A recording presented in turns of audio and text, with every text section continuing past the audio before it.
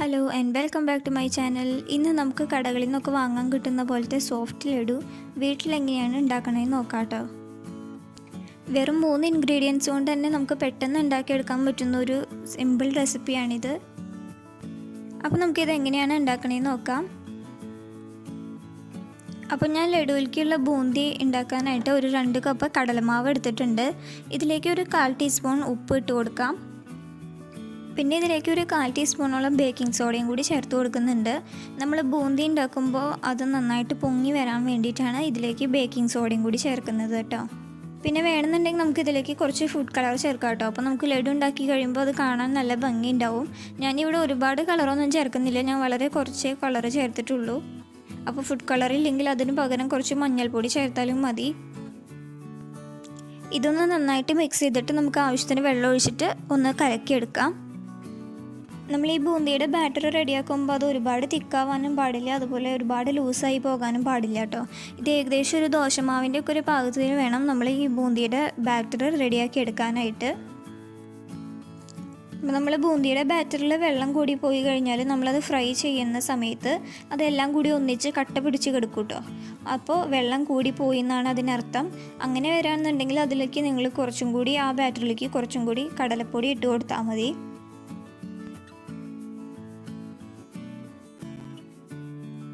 ഞാനിപ്പോൾ ഈ കടലമാവിൻ്റെ ബാറ്റർ നല്ലപോലെ മിക്സ് ചെയ്തെടുത്തിട്ടുണ്ട്.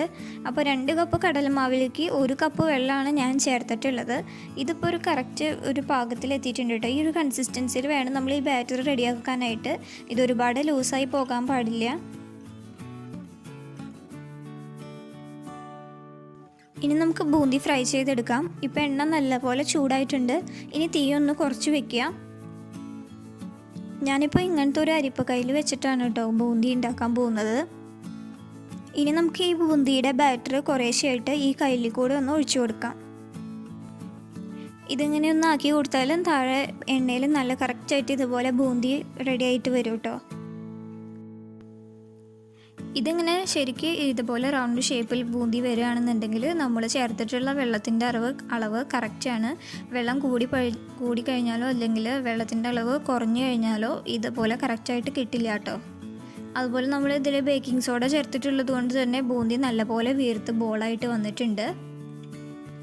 ഈ ബൂന്തിയുടെ ബാറ്ററിൽ ഒരുപാട് വെള്ളം കൂടി കഴിഞ്ഞാൽ നമ്മളിത് ഫ്രൈ ചെയ്തെടുക്കുമ്പോൾ കയ്യിൽ കൂടെ ഇത് ഒഴിക്കുന്ന സമയത്ത് എല്ലാം കൂടി ഒന്നിച്ച് കട്ട പിടിച്ചിട്ടാവും കിടക്കുക കേട്ടോ. ഇതിപ്പോൾ എല്ലാം നല്ലപോലെ സെപ്പറേറ്റ് ആയിട്ടാണ് കിടക്കുന്നത്. അതുപോലെ നമ്മളിത് ഒരുപാട് നേരിട്ട് ഫ്രൈ ചെയ്തെടുക്കാൻ പാടില്ല. ഈ ബൂന്തിയുടെ കളറ് മാറാൻ പാടില്ല. അതിന് മുമ്പേ നമ്മൾ കോരിയെടുക്കണം. ഒരുപാട് ഫ്രൈ ആയി കഴിഞ്ഞാൽ നമ്മൾ പിന്നെ ഷുഗർ സിറപ്പിലിട്ട് കഴിഞ്ഞാൽ അതിലേക്ക് അധികം പഞ്ചസാര ലായനി കയറില്ല. അതുകൊണ്ട് ഒരുപാട് ഫ്രൈ ചെയ്തെടുക്കരുത്. ഇതിൻ്റെ കളർ മാറുന്നതിന് മുമ്പേ തന്നെ നമ്മളത് എണ്ണയിൽ നിന്ന് കോരിയെടുക്കണം. അതുപോലെ നല്ല ചൂടായിട്ടുള്ള എണ്ണയിൽ വേണം നമ്മൾ ബൂന്തിയുടെ ബാറ്റർ ഒഴിച്ചു കൊടുക്കാനായിട്ട്. അതുപോലെ തന്നെ തീ നല്ലപോലെ കുറച്ച് വെച്ചിട്ട് വേണം ഈ ബൂന്തി ഫ്രൈ ചെയ്തെടുക്കാൻ. അപ്പം നമ്മൾ ഫസ്റ്റ് റൗണ്ട് ബൂന്തി ഉണ്ടാക്കി കഴിഞ്ഞു. ഇനി ഇതുപോലെ തന്നെ നമുക്ക് ബാക്കിയുള്ള ബൂന്തിയും കൂടി റെഡിയാക്കി എടുക്കാം. ഇത് നമ്മൾ ഈ ബാറ്റർ ഈ കയ്യിലേക്ക് ഒഴിച്ചു കൊടുക്കുമ്പോൾ തന്നെ ഇതിങ്ങനെ താഴേക്കൂടെ ഈ ഹോളിക്കൂടെയൊക്കെ ഇത് താഴേക്ക് ഇതിങ്ങനെ വീഴും കേട്ടോ. അപ്പോൾ മാവ് കട്ടി കൂടി കഴിഞ്ഞാൽ നമ്മൾ ഇതുപോലെ ഒഴിച്ചു കൊടുത്തു കഴിഞ്ഞാൽ താഴേക്ക് വീഴില്ല. അത് കാരണം കൊണ്ട് കറക്റ്റ് ഒരു പാകത്തിൽ വേണം നമ്മൾ ഇതിൻ്റെ ബാറ്റർ ഒന്ന് കലക്കിയെടുക്കാനായിട്ട്. അപ്പോൾ ബൂന്തിയെല്ലാം ഞാൻ ഫ്രൈ ചെയ്തെടുത്തിട്ടുണ്ട്.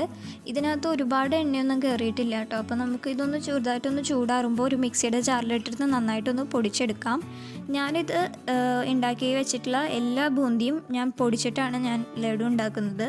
അപ്പോൾ നിങ്ങൾക്ക് ചെറിയ ബോളുകളായിട്ടുള്ള ലഡു ആണ് വേണ്ടതെന്ന് വെച്ചാൽ നമ്മൾ ഈ ഫ്രൈ ചെയ്ത് വെച്ചിട്ടുള്ള ബൂന്തിയിൽ നിന്ന് കുറച്ച് ഭാഗം എടുത്തൊരു മാറ്റി വയ്ക്കുക. ഒരു 1/4 ഭാഗം അങ്ങനെ മാറ്റി വെച്ചിട്ട് ബാക്കിയുള്ളതെല്ലാം മിക്സിയുടെ ജാറിലിട്ടിട്ട് നന്നായിട്ടൊന്ന് പൊടിച്ചെടുക്കുക. എന്നിട്ട് ബാക്കി നമ്മൾ മാറ്റി വെച്ചിട്ടുള്ള ആ 1/4 ഭാഗവും കൂടി ചേർത്ത് ഷുഗർ സിറപ്പിലിട്ടിട്ടൊന്ന് കുഴച്ച് ഉരുട്ടിയെടുത്താൽ മതി കേട്ടോ. അപ്പോൾ ഞാൻ ബൂന്തിയെല്ലാം ഒന്ന് മിക്സിയുടെ ജാറിലിട്ടിട്ട് ഒന്ന് പൊടിച്ചെടുത്തിട്ടുണ്ട്.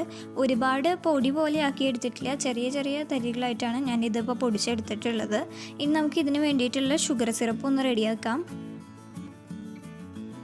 അപ്പോൾ ഞാൻ ഷുഗർ സിറപ്പ് ഉണ്ടാക്കാൻ വേണ്ടിയിട്ട് ഇവിടെ ഒരു പാനിലേക്ക് 1 കപ്പ് പഞ്ചസാര ചേർത്ത് കൊടുക്കുന്നുണ്ട്. ഇതിലേക്ക് ഒരു 3/4 കപ്പോളം വെള്ളം ചേർത്ത് കൊടുക്കാം.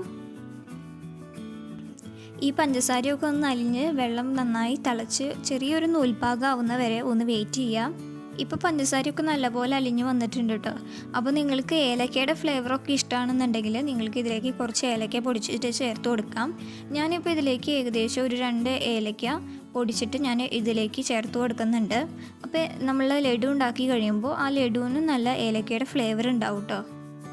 ഇപ്പോൾ ഷുഗർ സിറപ്പ് നല്ലപോലെ തിളച്ച് വന്നിട്ടുണ്ട്. അപ്പോൾ നമ്മളിതിങ്ങനെ കയ്യിൽ വെച്ചൊന്ന് തൊട്ട് നോക്കുമ്പോൾ ചെറുതായിട്ട് ഒട്ടുന്ന പോലെ ഫീൽ ചെയ്യുന്നുണ്ടെങ്കിൽ അതാണ് ഷുഗർ സിറപ്പിൻ്റെ കറക്റ്റ് പാകം എന്ന് പറയുന്നത്.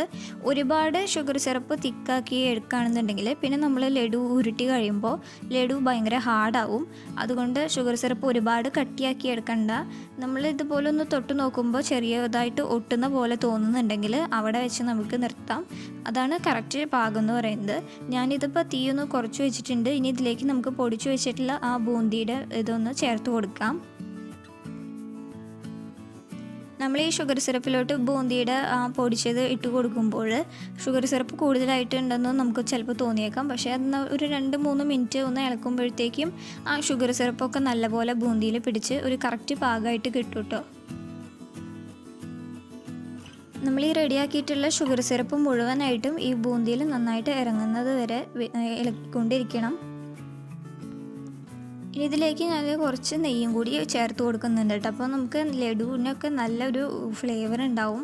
അപ്പോൾ നിങ്ങൾക്ക് നെയ്യുടെ ടേസ്റ്റ് കൂടുതൽ ഇഷ്ടമാണെന്നുണ്ടെങ്കിൽ ബൂന്തി ഫ്രൈ ചെയ്യുന്ന സമയത്ത് ആ ഫ്രൈ ചെയ്യുന്ന ഓയിലിൻ്റെ കൂടെ നിങ്ങൾക്ക് ഒരു 2 ടേബിൾ സ്പൂൺ എങ്ങാനും നെയ്യ് ചേർത്ത് കൊടുക്കാവുന്നതാണ്.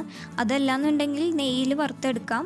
അങ്ങനെ ചെയ്താലും നല്ല നെയ്യുടെ ഫ്ലേവർ ഉണ്ടായിരിക്കും. ഇതിപ്പോൾ റെഡി ആയിട്ടുണ്ട്. ഞാനിനി ഇതൊന്ന് തീ ഓഫ് ചെയ്യാണ്. ഇതൊന്ന് ചെറുതായിട്ടൊന്ന് ചൂടായി നമുക്ക് കുഴച്ചെടുക്കാനുള്ള ആ ഒരു പാകം ആവുമ്പോൾ നമുക്കിതൊന്ന് ഉരുട്ടിയെടുക്കാം.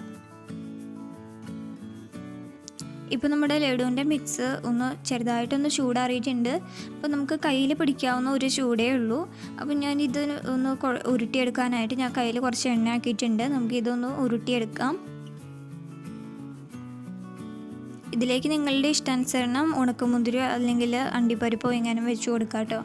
ഞാനിതിലേക്ക് ഓരോ കാഷ്യൂനട്ട് വെച്ച് കൊടുക്കുന്നുണ്ട്.